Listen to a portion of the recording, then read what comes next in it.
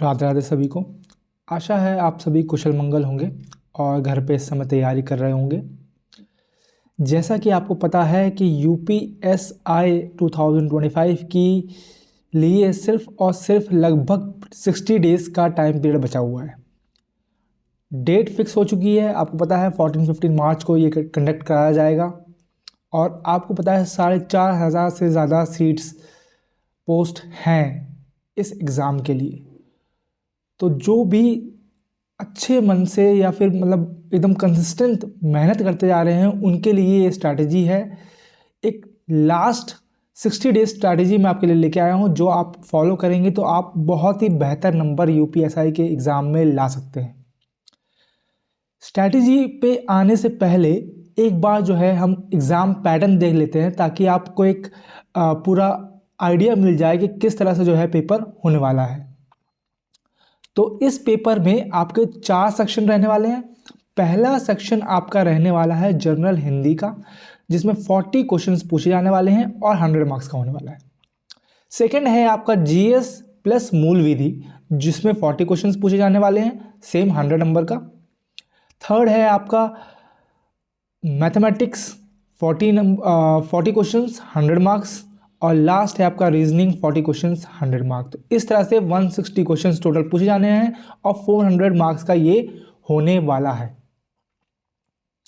ठीक है, ये है आपका बेसिक पैटर्न जो आपको समझना है। अब आते हैं जो मेन चीज़ है आपको समझनी है इस एग्ज़ाम को क्लियर करने के लिए इन चारों सेक्शन के आधार पर, वो ये है कि सबसे पहला जो जीएस और जो मूल विधि है, ठीक है, आपको पता है इसके 40 क्वेश्चंस आने वाले हैं, ये आपको पता है 100 मार्क्स देने वाला है। लेकिन इस पे पूरा फोकस ना देके आपको वो चीज़ पे प्लान करना है जो आपके हाथ में है। You have to control the controllables. वो कौन से हैं? वो हैं बचे हुए 3 सेक्शन, हिंदी, रीजनिंग और मैथमेटिक्स। ठीक है, आपको पता है कि जीएस भाई आप कितना भी पढ़ लो, लास्ट 1 साल से पढ़ते रहो, जीएस में कहीं से भी कुछ भी आ जाएगा तो वो किसी से क्वेश्चन नहीं बनने वाले। ठीक है, और कुछ जो बेसिक्स क्वेश्चंस आएंगे, क्योंकि आपको पता है जीएस में इंपॉर्टेंट क्या है। पूरा जीएस इंपॉर्टेंट नहीं है, 2 सब्जेक्ट्स, एक तो पॉलिटी और एक जो ये मूल विधि है, इन पे पूरा जीएस टिका हुआ है। मतलब कि 30 से 35 मूल विधि, 35 क्वेश्चंस जो हैं वो इन दोनों पे आने वाले हैं। करंट अफेयर के 3-4 क्वेश्चंस आएंगे, ये आपको पता है। तो एक सिंपल पॉलिटी और मूल विधि, अगर ये आपने कवर कर लिया तो आप जीएस का मेनली पोर्शन कवर कर सकते हैं। बट वही है ना कि जीएस जो है वो अनसर्टेन है। ये पहली बात जो आपको समझनी है। मैक्सिमम बच्चे इस जीएस वाली लूप में फंसने वाले हैं, बिकॉज उनके लिए क्या है कि हिंदी भाई इजी है, रीजनिंग इजी है, मैथ्स इजी है, ये तो हमारा हो ही जाएगा, जीएस जो है वो नंबर बनाएगा तो हम उसी पर फोकस करते हैं, और वो बाकी सभी के सभी जो है जीएस में फंसते चले जाएंगे, क्योंकि जीएस इतना वास्ट है और क्वेश्चन कहीं से भी पूछा जा सकता है। बट यही चीज़ आपको समझनी है कि जो सब्जेक्ट्स आपके हाथ में हैं, ठीक है, भले ही आप उसमें कितने भी महारत हासिल कर रखी हो आपने, लेकिन आपको प्रैक्टिस नहीं छोड़नी और उन्हीं पे फोकस दिखाना है। ठीक है, अगर मैं 40 नंबर रीजनिंग के और 40 नंबर मैथ्स के ऐड करूं तो आप इन दोनों में से 40 में से 40 में से 40 ला सकते हैं। वही मैं हिंदी की बात करूं तो हिंदी में लगभग 30 से 32 क्वेश्चन जो हैं वो सिंपल ग्रामर रूल से पूछे जाते हैं। अगर हिंदी आपकी मतलब बेटर है, ये नहीं बोलूँगा कि परफेक्ट है, क्योंकि लैंग्वेज कभी भी परफेक्ट नहीं हो सकती, बट आपकी हिंदी अगर बेटर है, ठीक है, तो आप इजीली 30 से 32 नंबर स्कोर कर सकते हैं।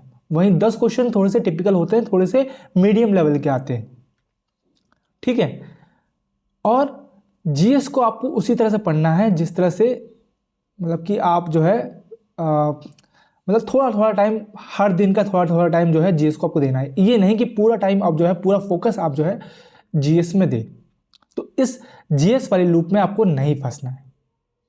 ठीक है, ये है पहली बात। सेकंड चीज़ क्या है? सेकंड चीज़ है आपकी पीवाईक्यू। जो आप मॉक टेस्ट लगाने वाले हैं, जो आप PYQ लगाने वाले हैं, अब इसके बेनिफिट क्या होंगे ये मैं आपको समझा देता हूँ। देखो, पहली बात क्या है कि PYQ में जो क्वेश्चन आपके गलत होंगे, है ना, मतलब वो क्वेश्चन ज़्यादातर वो गलत होंगे जो आपको आते थे बट नहीं हुए, या जो आपने तुक्का मारा। ठीक है, ये दो टाइप के क्वेश्चन गलत होते हैं। तो एटलीस्ट इसको आप यहाँ से आपको ये पता चलेगा कि भाई मैंने मैथ्स का ये क्वेश्चन था, ये मुझे आता था, लेकिन मैंने गलती कैसे करी, आपको वो चीज़ पता चलेगी, है ना। अब वो कैसे, वो एनालिसिस के थ्रू पता चलेगा। एनालाइज, PYQ देना और एनालाइज करना दोनों अलग अलग चीज़ें हैं और दोनों वेरी वेरी इंपॉर्टेंट चीज़ें हैं। जितना रोल PYQ प्ले करता है उससे डबल रोल जो है उसका एनालिसिस प्ले करता है आपको बेटर करने में।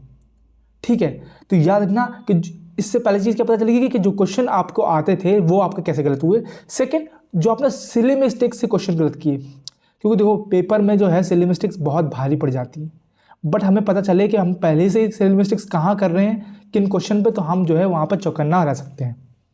तो ये दोनों चीज़ें जो हैं आपको पहले ही एनालिसिस के थ्रू पता चल जाएंगी और आपको ये भी पता चलेगा कि कौन से टॉपिक आपके स्ट्रॉन्ग हैं और किस टॉपिक पे आपको ज़्यादा फोकस, वीक टॉपिक से ज़्यादा फोकस करने की ज़रूरत है। ठीक है, सेकंड चीज़, जो न्यू क्वेश्चंस मिलते हैं आपको PYQs में, जिनको आपको मतलब कि आता पता ही नहीं है, मतलब कोई अंदाज़ा ही नहीं है कि इसका आंसर क्या हो सकता है, वो आप एक पेपर में नोट कीजिए।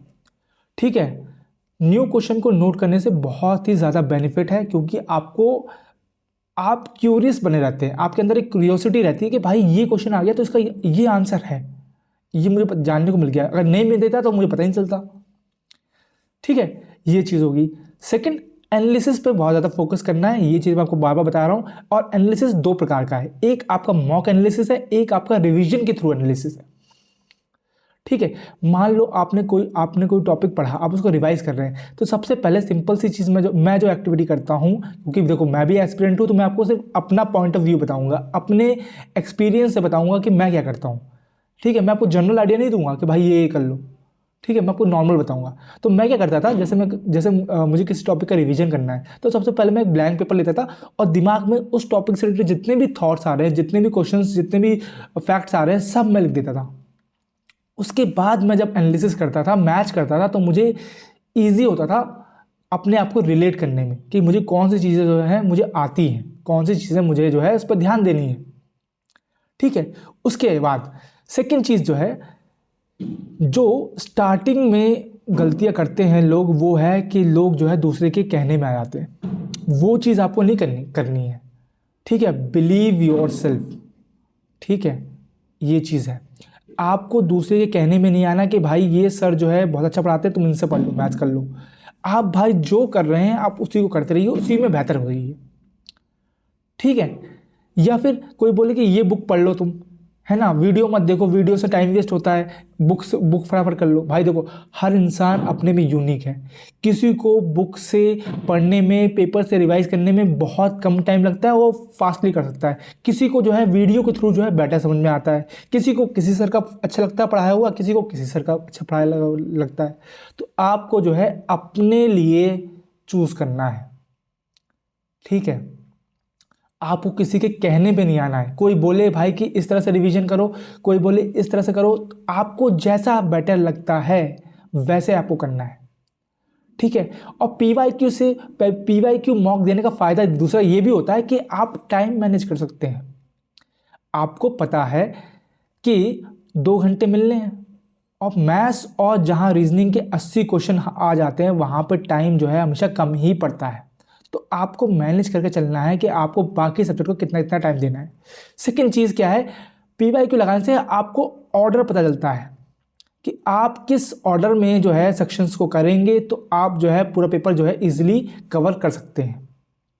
ठीक है, कोई जो है रीजनिंग पहले करेगा, जीके उसके बाद करेगा, फिर रीजनिंग लगाएगा, फिर मैथ्स लगाएगा। कोई जो है मैथ्स और रीजनिंग पहले करेगा, क्या बोलते हैं, हिंदी बाद में लगाएगा, फिर GS लगाएगा। तो मतलब आपको अपना ऑर्डर ढूंढना है कि आप किस जगह पे किस ऑर्डर में कंफर्टेबल हैं, किस ऑर्डर के थ्रू जो है आप जो है पूरा पेपर फुल्ली सॉल्व कर सकते हैं। क्योंकि मैक्सिमम गलती ये होती है कि हम इस तरह से अपने आप को डिसऑर्गेनाइज कर लेते हैं कि हम जो है हमारा मैक्सिमम पेपर जो है हमेशा छूट ही जाता है।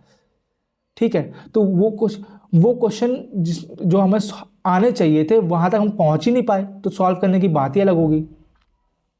ठीक है, ये चीज़ समझनी है ना।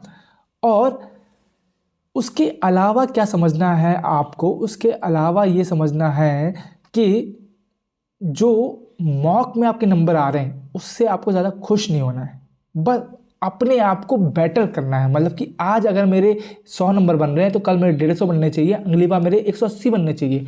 मुझे जो है ग्रोथ दिखनी चाहिए मेरी, और वो आपको नोट करने हैं। ठीक है, जितना आप चीज़ों को नोट करोगे उतना आप बेटर जो है, मतलब वही है ना कि जैसे आप जिम जाते हैं, ठीक है, जिम का जो इफेक्ट है दिखता नहीं है, लेकिन आप चीज़ों को मेजर करते हैं, आप अपना वेट लिखते हैं, हाइट लिखते हैं, शोल्डर के लेंथ लिखते हैं, ये सब वगैरह लिखते हैं, तो आपको वो मेजरमेंट दिखती है कि हाँ भाई मैं ग्रो कर रहा हूँ। ठीक है, तो ग्रो अपने आप को बेटर फील करवाने के लिए, कॉन्फिडेंस फील कराने के लिए, तो अपनी ग्रोथ को आप जो है लिखा कीजिए, उससे आपको बेटर समझ में आएगा।